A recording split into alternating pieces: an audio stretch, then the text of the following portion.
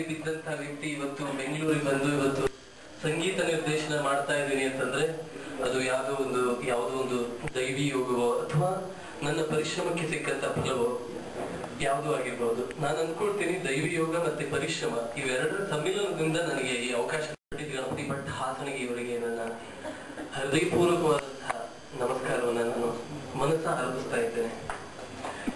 ಯಾವುದೇ ಒಂದು ವ್ಯಕ್ತಿ ಎಷ್ಟೇ ಒಂದು ಟ್ಯಾಲೆಂಟ್ ಇರ್ಬೋದು, ಪ್ರತಿಭೆ ಇರ್ಬೋದು, ಆದ್ರೆ ಅವನಿಗೆ ಒಂದು ಅವಕಾಶ ಎನ್ನುವುದು ತುಂಬಾ ಮುಖ್ಯವಾಗಿರ್ತದೆ. ಅಂತಹ ಅವಕಾಶವನ್ನ ನನಗೆ ಸೊಲೋಮನ್ ಜಿ ಅವರು ಕೊಟ್ಟರು. ಅದಕ್ಕೆ ಮೂಲ ಕಾರಣಕರ್ತರು ಇವತ್ತು ತೆರೆಯ ಹಿಂದೆ, ವೇದಿಕೆಯ ಹಿಂದೆ ಕೂತ್ಕೊಂಡು ನನ್ನ ಯಶಸ್ಸನ್ನ ಕಾಡ್ತಾ ನಗತಾ ಅನ್ನೋಂಥ ಮಾತನ್ನು ಹೇಳಲಿಕ್ಕೆ ಇಷ್ಟಪಡ್ತೇನೆ. ಹಾಗೆ ನಾನು ಎಷ್ಟೇ ಸಂಗೀತವನ್ನ ಏನೇ ಮಾಡಿರ್ಲಿ ಇದಕ್ಕೊಂದು ಉತ್ತಮ ಸಾಹಿತ್ಯವನ್ನು ಕೊಟ್ಟಂತವ್ರು ನಾವು ಯಾವತ್ತೂ ಮರೆಯಬಾರದು. ಶ್ರೀಹರ್ಷ ಅವರು ಒಂದು ಒಳ್ಳೆಯ ಸಾಹಿತ್ಯವನ್ನು ಕೊಟ್ಟಿದ್ದಾರೆ. ಹಾಗೆ ಹಂಸಗೀತೆಯವರು ಇವರು ಸಹಿತ ಇಲ್ಲಿ ಎದುರಿಗೆ ಬರಬೇಕು ಅಂತ ನಾನು ಕೇಳ್ಕೊಳ್ತೇನೆ. ನನ್ನ ಆಸೆ ಇದು. ಅವ್ರು ಎಲ್ಲಿದ್ರು ಒಂದ್ಸರಿ ಎದುರಿಗೆ ಬಂದು ಎಲ್ಲರಿಗೂ ಕಾಣಿಸ್ಕೋಬೇಕು ಅಂತ ನನ್ನ ಆಸೆ. ಇವ್ರು ಶಾಸ್ತ್ರೀಯ ಸಂಗೀತ ಕಲ್ತಿರೋದ್ರಿಂದ ಫಿಲ್ಮಿ ಸಾಂಗ್ಸ್ ಇವರು ಹೇಗ್ ಮಾಡ್ತಾರೆ ಎನ್ನುವಂತಹ ಯಾವ ಗೊಂದಲನೂ ಬೇಡ. ಶಾಸ್ತ್ರೀಯ ಸಂಗೀತ ಕಲ್ತ್ರೆ ಅದು ಬೇಸಿಕ್, ಅದು ಯಾವತ್ತೂ ಅಷ್ಟೇ.